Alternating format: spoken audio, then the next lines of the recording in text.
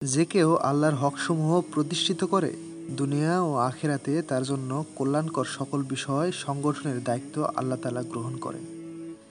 যে কেউ চায় আল্লাহ তার হেফাজত করুন এবং তার সকল বিষয়ের দেখাশোনা করুন, সে যেন প্রথমে তার নিজের উপর আল্লাহর অধিকারসমূহের হেফাজত করে। যে কেউ চায় কোনো অপছন্দনীয় বিষয় তাকে স্পর্শ না করুক, সে যেন আল্লাহর অপছন্দনীয় বিষয়গুলো এড়িয়ে চলে। একজন সালাফ এক মজলিস থেকে আরেক মজলিসে যেতেন আর বলতে থাকতেন যে যে কেউ চায় আল্লাহ তার ভালো অবস্থার হেফাজত করুন, সে যেন তাকওয়া অবলম্বন করে। দুনিয়াবিমুখ সাধক আল উমারি রাহিমাহুল্লাহের কাছে কেউ উপদেশ চাইলে তিনি বলতেন, আল্লাহ সুবহানাহু ওয়া তাআলাকে নিজের প্রতি যেমন পেতে চাও, আল্লাহর সাথেও ঠিক তেমনটাই হও। সালি ইবনু আব্দুল কারিম রাহিমাহুল্লাহ বলেছেন, আল্লাহ সুবহানাহু ওয়া তাআলা বলেন, আমার ক্ষমতা ও জালালের কসম,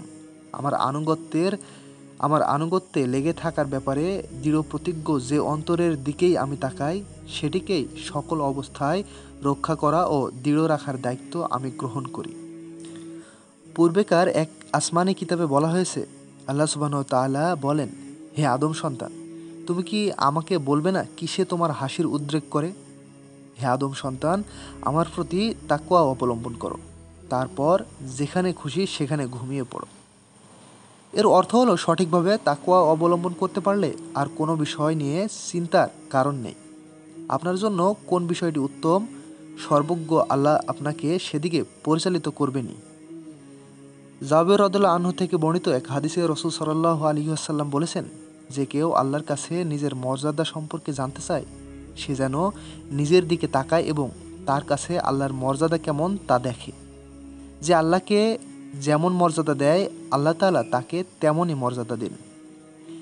এ থেকে প্রমাণিত হয় যে আল্লাহ তাআলা তার বান্দাকে কতটা হেফাজত করবেন তা নির্ভর করে বান্দা আল্লাহর হক ও তার দেওয়া সীমা পরিসীমার কতটা হেফাজত করে সেটার উপর।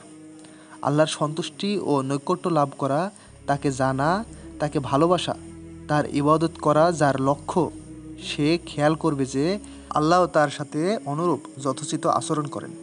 আল্লাহ তাআলা বলেন, আমাকে স্মরণ করো, আমিও তোমাদের স্মরণ করব। আমার সাথে কৃত অঙ্গীকার পূর্ণ করো, আমি তোমাদের প্রতি অঙ্গীকার পূর্ণ করব। তার উপর আল্লাহ হলেন দয়ালুদের মধ্যে সবচেয়ে দয়ালু। তিনি একটি নেক আমলের 10 বা তার চেয়ে বেশি গুণ প্রতিদান দেন। যে কেউ আল্লাহর দিকে 1 বিঘত অগ্রসর হয়, আল্লাহ তার দিকে 1 হাত অগ্রসর হন। যে আল্লাহর দিকে হেঁটে আসে, আল্লাহ তার দিকে দৌড়ে আসেন।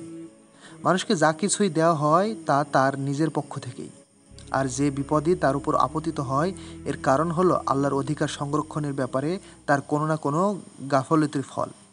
আলী রাদিয়াল্লাহু আনহু বলেন, বান্দার কর্তব্য হলো তার আশা কেবল তার রবের প্রতিই রাখা, তাহলে নিজের গুনাহ ছাড়া আর কোনো কিছু নিয়েই তার ভীত হওয়ার কারণ নেই। একজন সালাফ বলেছেন, যে কেউ পরিশুদ্ধ করে তাকে পরিশুদ্ধ করা হয়, আর যে দূষিত করে তার সাথেও অনুরূপ আচরণ করা হবে।